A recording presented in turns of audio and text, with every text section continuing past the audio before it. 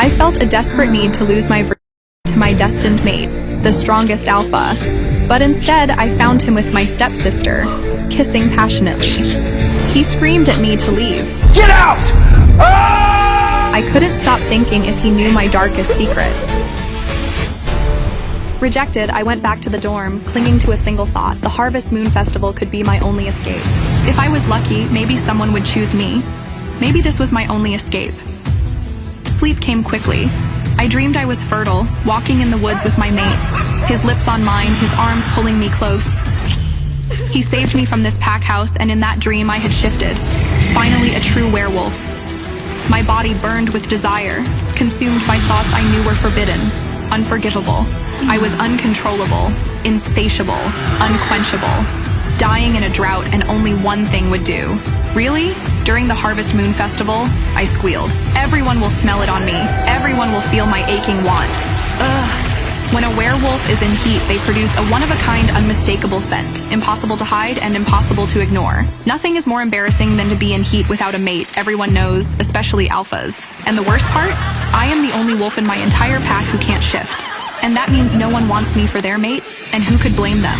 Who would want to bond themselves with a weakling for eternity? I woke and doused myself in perfume, cursing the timing of coming into heat. Desperate, I rushed to the only confidant I had here, Olivia, an Omega like me. Omegas were the weaklings of the pack, responsible for tending to the needs and cares of the rest. And in the Red Moon pack, basically slaves. Olivia was an Omega, like me, but that was the similarity we shared. The others liked her. She could shift, and perhaps most importantly, Olivia had a mate. She turned to me with her wide, kind eyes and asked me flat out, "Are you in heat?" "Yeah, I hate it. My skin is on fire and I feel feral," I replied, annoyed. She warned me not to tell a soul I was in heat. I could lose my only chance to escape if Marcy found out. Just take Wolfsbane and douse yourself in perfume. No one will get close enough to notice. She was right. After all, the pack hated me.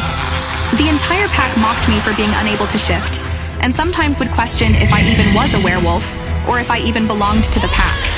Other than Olivia, I had no one, and pretty soon, I wouldn't have her either.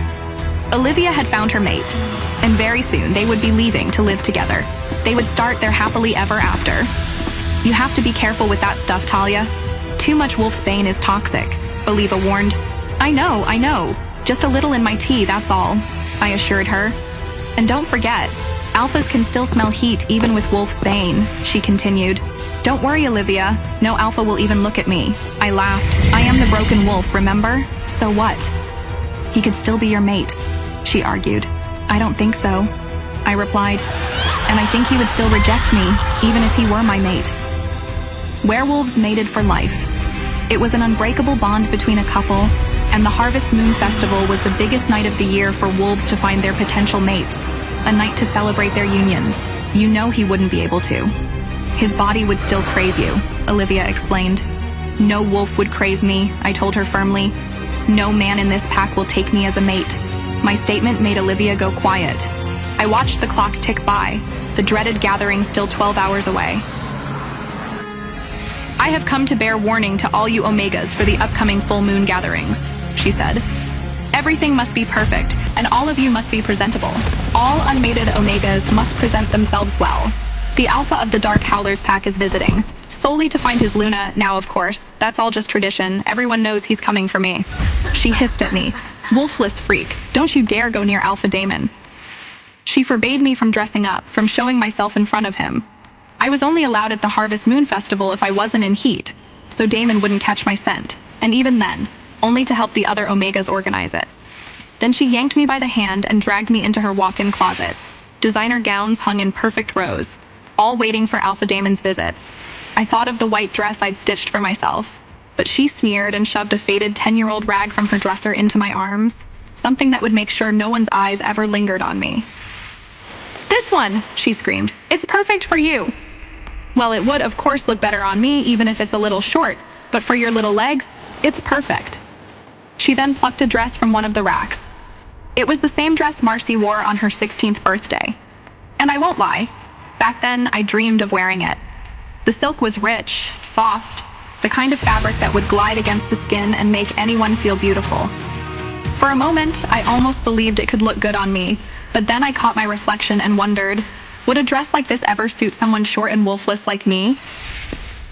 Compared to the other women in the pack, I was short. Like short. The average she-wolf was around 5'9", some taller and some shorter by only a margin of a couple of inches. I was 5 feet 5 inches tall, almost half a foot shorter than all the women. And since all the men were taller than the women, they all easily towered over me. Just another reason they all saw me as an outcast. She ordered me to stay in my place, never cross a line, make myself invisible. And again she warned, if I was in heat, I was to vanish from the Harvest Moon Festival altogether. Yet I couldn't help but wonder, what made her so afraid of Alpha Damon catching my scent? It wasn't like he would ever choose me.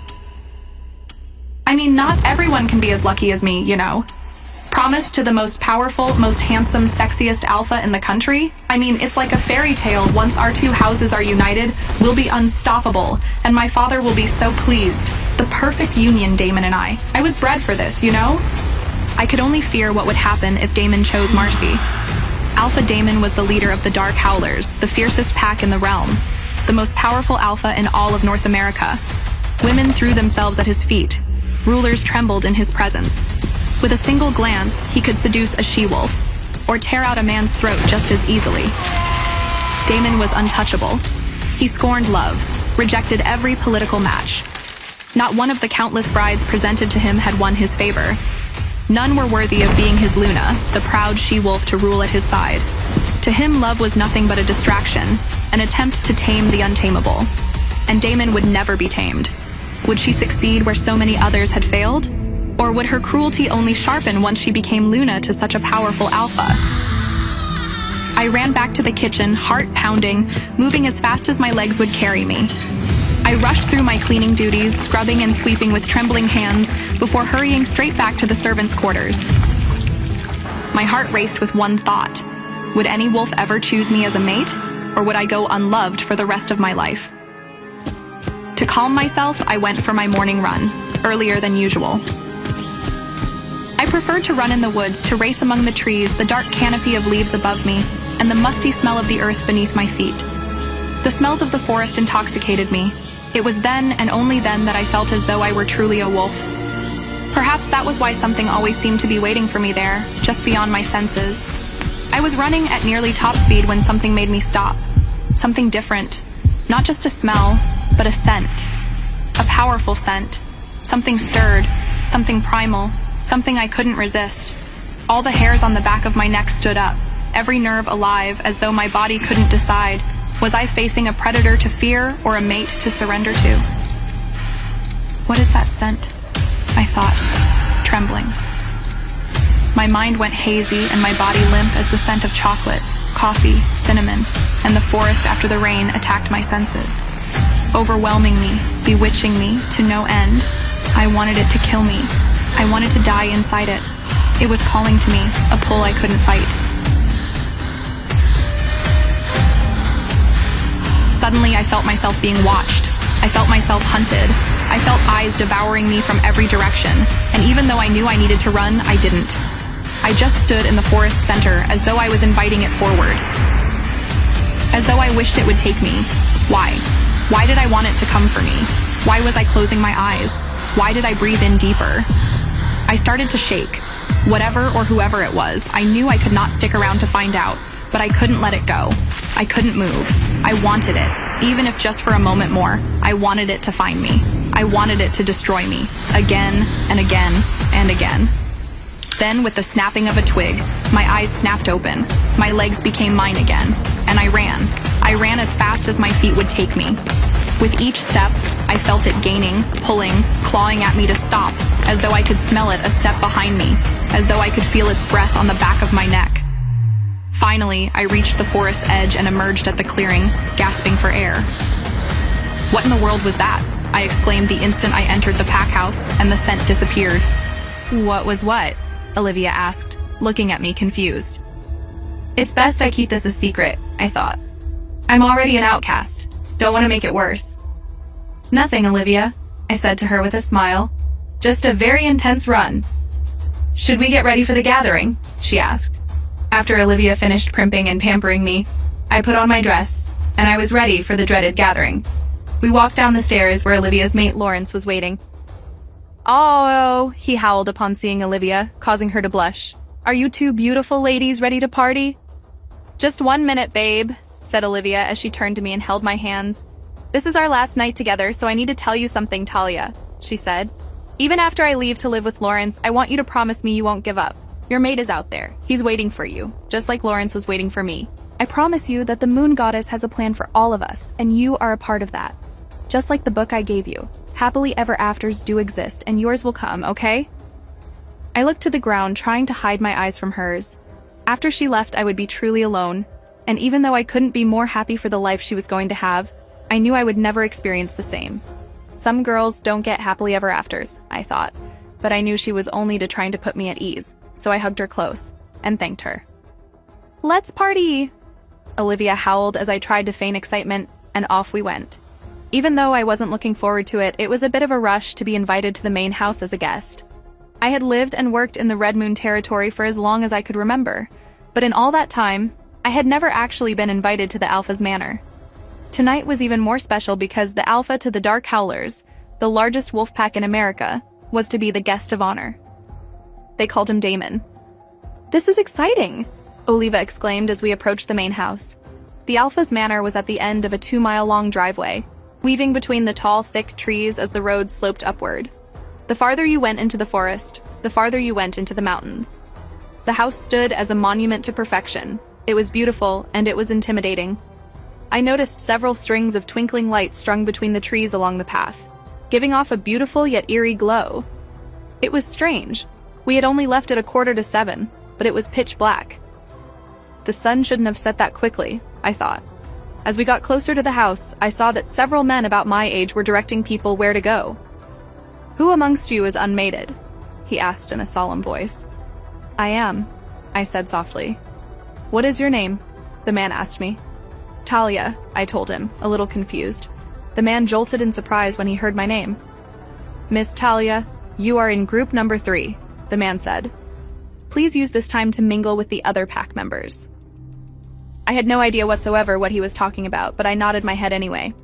"You may go ahead," the man said, and we followed the lights further up the path. Soon, we came to the magnificent stone mansion. It looked like it had been there since the start of the 1900s, but had been beautifully restored and well-maintained over time. It was easily 30,000 square feet, if not more.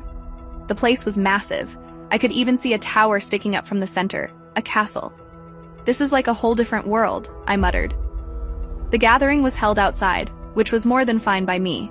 I was overwhelmed just looking at that house. Actually going inside, it would be too much. There was a dance floor set up among all the dazzling lights and a beautifully decorated off-white tent at the center. The gathering was elegant and almost seductive, as haunting electric music thumped through the trees, the vibrations shaking the earth, and wolves danced under the moonlight. Still, even with its enchanting allure, I already wanted to go home. The party was just getting into full swing as Olivia dragged me around, trying to introduce me to her friends. Most of them looked at me with pity. Some even sneered at me, and one angry man asked why a wolfless Omega like me had bothered showing up. I didn't even pay attention to him. I had better things to do with my life than please the pack. After the last of Olivia's introductions failed, she held me close. "I'm so sorry, Talia." "Don't worry about it, Olivia. I'm used to it by now," I told her reassuringly. "That makes it worse," she babbled, almost in tears. "It's really fine," I told her as I rubbed her arm gently. "I'm going to give them a piece of my mind, and you can't stop me," she said, and hurried away. I realized that trying to bond with other pack members would only lead to disappointment. I was content having Olivia for as long as I did. She was more than I ever thought I would have. Besides, I didn't want to join the party. Everyone here hates me anyway, I thought to myself. Not to mention Olivia would have more fun with Lawrence and her other friends if I weren't around, so I decided it was time. I'll just sneak out while no one is paying attention, I thought. I could stay out of everyone's way and let them have fun. It's a win-win. But the instant I turned to leave, it hit me. It was happening again. That scent, that dangerous scent from before, it was devouring me, overtaking every fiber of my being. I felt drugged, lightheaded, terrified, and aroused. Whoever it belonged to, they were here, watching me, hunting me, and I had to escape. I quickly shook off my trance, ducked under the string of lights, and followed the line of trees deep into the forest and sat on a fallen tree, desperately trying to clear my head and free myself from its power. But I couldn't. In fact, not only was I unable to escape it, but the scent grew stronger. Much, much stronger. It was coming right for me, and it was coming fast. I wanted to run to disappear. And yet I couldn't move. It hypnotized me and paralyzed me. It dominated my every instinct, my very being. I couldn't even feel my legs. I was petrified and overcome with excitement. I prayed it wouldn't find me, and I prayed it would. What is happening to me? I thought. Why is it even coming for me? My scent is nothing. I'm not even a true wolf.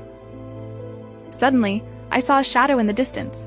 The scent grew stronger as the shadow grew larger. It was coming straight for me. I tucked myself into a tree and tried to disappear, and then I saw him walking like he was blind. He moved slowly, not walking, but stalking. Was he following his nose? I couldn't see his face, but I could see that he was tall, very tall, and built like a statue. More muscular than any other male I had ever seen. He turned toward me, and I felt my heart stop, my breath gone. Can he see me? I thought, terrified. I was too nervous to breathe, too nervous to move, so I laid there silent, waiting. After what felt like an eternity, he moved, taking one final step, and his foot collided with the tree. He howled, fell forward, and landed right on top of me. My face slammed into him as he pushed me back and pressed up against me. My body jolted with surprise and a bit of excitement. I screamed, and he growled. I couldn't tell if he was mad or surprised. I stiffened at the sound, afraid of what he would do next. But he just lifted himself off, grabbed my elbow forcefully, and pulled me back up to my feet. As soon as I could see, I looked into his face. What I saw made my heart fill with fear. He had beautiful, full, raven black hair, and the most piercing, haunting, enigmatic blue eyes. I stared into them, losing myself, completely, drowning in them. And then finally he spoke, his voice horrific and beautiful. "Who are you?" He growled again, this time louder. "What are you?" But before I could respond, a mercifully angelic voice called out to me. "Talia, are you out there?" It was Olivia. She was looking for me. I spun on my heels and ran straight toward her and felt him close behind me, his low growl ringing in my ears and his breath on my neck. He sounded angry, but why? Why was he after me? What could he want? What was going to happen to me? I was so scared I didn't look where I was running, and I slammed directly into someone back at the gathering. "Watch where you're going. What is wrong with you?" "Oh no," I thought, "it's Marcy." "Ew, you got dirt all over me." She screamed, and the party screeched to a stop. "This is the thanks I get for giving you that dress? You ruin it and then cover me in dirt?" The entire gathering was now staring at me. I'd gone from one nightmare to another. I tried to run away, but Marcy grabbed my wrist. "Oh no, you're not going anywhere." She hissed, "Wait, what is that smell? Oh my god." "Please don't," I thought. But it was too late, she knew, and she was going to tell everyone. "This little b****'s in heat," Marcy squealed. The entire gathering burst into laughter as tears filled my eyes. I don't know how she knew, but it must have been my encounter in the woods. I must have started to sweat, amplifying my scent and counteracting the wolf's bane. "Is that what you were doing in there? Getting mounted by some slumming Omega? My, Talia, I didn't know you had it in you." "No, I wasn't, I swear." I tried to explain, but Marcy didn't let me. She was having too much fun. "Oh no, sweetie, it's okay. We've all been there before. Well, maybe not in the woods." She laughed. "Here, let me help you cool off." Marcy dragged me toward the dining table and dumped an entire pitcher of water all over me, soaking my skin, hair, and dress. "There, that's better, isn't it?" She laughed. I sat there in a puddle, mortified, as the entire gathering howled at my expense. But then suddenly they all stopped, turning to stare at the forest's edge. I couldn't see what they were looking at, and I didn't care. I wanted to die. Finally, as the others froze, Olivia appeared at my side and, with Lawrence's help, picked me up off the ground. "It's okay, Talia. We're here. We'll take you home," Olivia said as Lawrence carried me away. I looked back over his shoulder to see what had caused my tormentors to fall silent, and my heart stopped again. There, standing in front of the entire gathering, it was him, my hunter. The Adonis with the raven black hair and the bottomless blue eyes. "Who is that?" I asked Olivia, choking back tears. That's him, the Dark Howler Alpha Daemon." My breath hitched. The very man Marcy warned me never to cross. Marcy slid to my side, hissing under her breath. "Didn't I tell you to stay invisible, bitch? Why are you here when you are on heat? Now vanish before I make you regret it." I shrank back as she approached him, her voice suddenly sweet. Don't mind the chaos, Alpha Damon. Just some lowly Omega girl. It's over now. Come, let's go somewhere quieter. But then, his scent. Dark chocolate and coffee. It burned through me, searing my insides. I tried to retreat, clutching my dress, but Damon moved like a storm. He lunged forward and pinned me against the ground with a low growl. His hands pressed hard on my shoulders, holding me still. His face buried in my neck as he inhaled deeply. Mine, he growled. Over his shoulder, I could faintly see Marcy staring daggers at me. What a disaster, I thought. They're going to kill me. My head swam, not from fear alone, but from something far stronger, an overwhelming pull I couldn't resist. Look what you've done, you little... Marcy slashed her claws across me and hot blood spilled. Alpha Damon snarled, snatching her hand out of the air. Red Moon guards rushed in, his betas answering in kind. I was shaking all over, barely able to stand. In the chaos, I crawled away and slipped into the shadows. Blood was dripping down my legs, pooling on the ground. My vision blurred as I started to lose consciousness. Then came it. The most guttural, ear-shattering roar. Where is she? Where is who, Alpha Damon? Where is my mate? Is it possible? Is Talia truly Damon's fated mate? What will Damon do to protect her? Will their bond ignite a war between the two most powerful packs in the Order? To find out, listen to the hit werewolf romance series, The Alpha's Bride, available only on Pocket FM. Click the download button to get the app for free and keep listening to this thrilling audio series right now.